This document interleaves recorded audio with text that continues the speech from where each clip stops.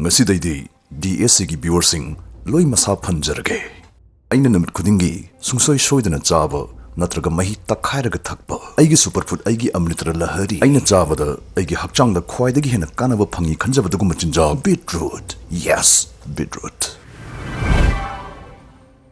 aina imaibal sing manakta polakta lakpa matamda yahobi ibok singduna faw aibu ubada soidana laurakani mamoni buwanang bo bitta ruta da leirabo khunmi aisudum ahoi bok asibu yarodi manung changmadi khunungai amni amangmai machuga si lei chandan dai bhari de hen bini boi box ka bimgi ku bastudi ada lei hore adai mayam do ha no khai howe ngasigi videos tagi yam marik chumna khangna sei bidut ki yam sakti leiba kanaba Nippon.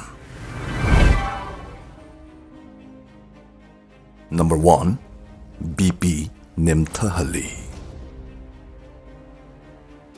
Beetroot pu amritra laharigum phaba yam phaba dugma superfood amuna longnarakpagi magi khwai ahanba maramde mana nangi BP nemthan bibungami aduga thamoi leina sing narakpa yabagi chances su yam thina nemthali.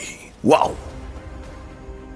BP wangba hypertension si masya hujikan iroi tongba jomras ke saktam yam phajana langkhalagli akhoi leraktada thawai phane yame mana satkat khrisi adubu silinau sing ngastagi khangjin bihoro madudi khoina beetroot mahisi nungtigi 250 ml haide sigum sing bottle lupa 10 piba sigi masigi tangkhai mukki chang khatang khoina thakpa matamda adongi BP da yam afaba onba mayam thuna pubirakani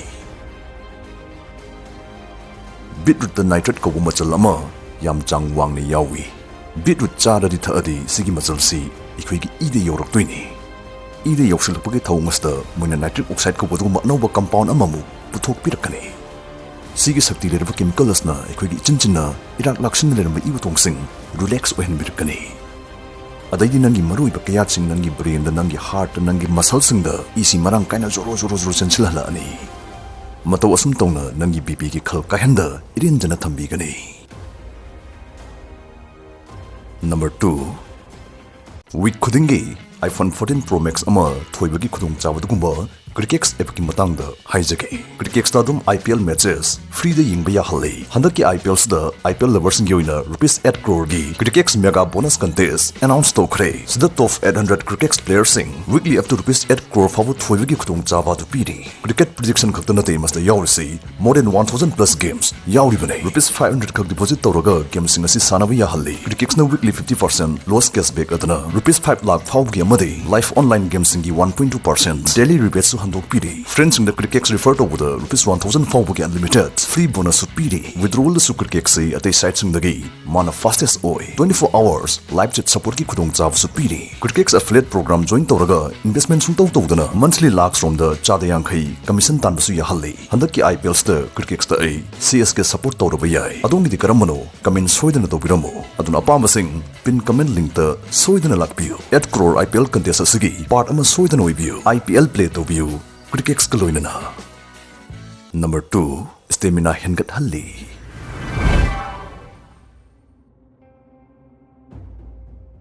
Pangalgi oiba thaba ma tawdabu oiro yot chanabudabu oiro sigi marugi insang sigi mahi thakmana adongi muscle sing aduda ahenba pangal ahenba strength sungsoi soidana yoksalalakani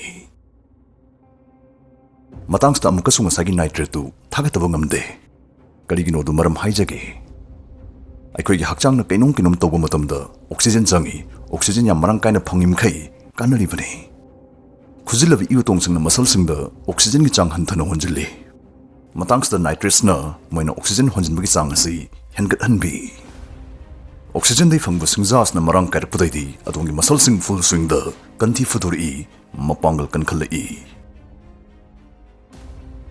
beetroot mahi thaktuna adongi uirum tawraba hakchang kya chingadu masa tekran biyo mamit chingan biyo calories su almost zero ki changda yawuna adongi arumba hanthanba matamda su beetroot na yam chawna tengbangi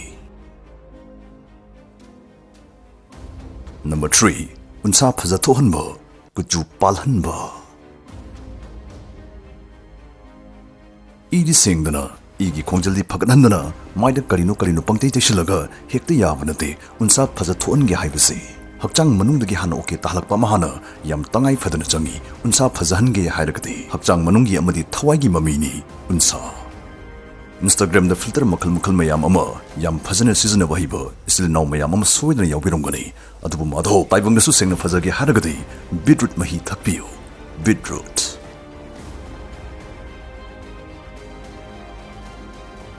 Number 4. Cancer fau thengai na bungami. Cancer ga mukna ba China bungam chinjak sei masi yam marang kaina leiboide adu leijari ba khara sigi manung da ikoi gi beetroot chu masu manung chali masu amane.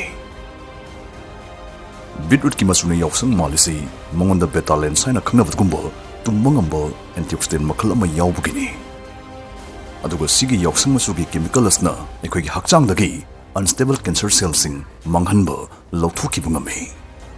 Hojik phawda chathakibes studies singi foldagi ekoina khangba ngamle madudi beetroot na breast cancer, thabombi cancer, colon amadi liver cancer dagi ngakthok pibada yam chawna tengbang bi hairi. Number 5. Beetroot ekoigi igidi best ni. Hakchang dai hugi machak sing matau karamna lawthokani kamdongna chimthokani. Wabigano beetroot mahisi guru thakchilo. Masna ekoigi igi khongjal phagathalli angangba igi cells hen marang kain puthokhalli aduna hemoglobin nemasing nangi chakchangna semba yaba khwainagi phaba sideda haragadi beetroot mahi sini. Miron missing nongmagi beetroot mahi glass amadi sungsoi soidana thakpiyo. Beetroot ta yawa folena angang tha sudana polkpa yabagi risks yam mapham khangna hanthalli. Miron drivi Miron gi hana plan tawri binu pising su sungsoi soidana thakpiyo. Mama macha animakta yam mapham khangba kanaba sungsoi soidana fangani. Beetroot na khoi mioi bagi hakchang da piriba kanabasi yam marang kaikre maramsin masaina mamam toina sum macha tana hairaga leragadi video si yam sanglani maramsna sdaidi ai gyansu tado mongda sampat samjanjarage. Number 6. Yu thakpa amadi yu di thaktaba adubu thibong di yam law sing liver su beetroot na yam phajana sengdokpi. Number 7. Beetroot cham na khoi hakchang dagi fataba cholesterol gi changsu hanta halli. Number 8. Adongi hakchangi yam maru oiba yam nehna maru oiba kayat am odiba dongi thamoi adongi heart mapangal fan haksel fan thambara su beetroot yam mapham khangna kanai. Study amadagi khangbang amki heart fail oiba mioising beetroot mahi thakpa sumnagi pung ani khakki matungda moigi mang oiba muscle power sada 13% yongna sada 16 yongna kan khalaki. Panbayai heart na e chingthok chingchin tawba matamda magi akoibada leriba muscle singi mateng lawribani. Muscle singse solagadi heart fail oirakpa yaribani. Beetroot ki kanaba chapchana khangminarabani na hujikti kaithel kani amdong malida adubu ningsingbiu tatana sodum haijabaduni chang soiragadi aphabasu phattaba olai aduna 250 ml lagi hena khak thakpigano.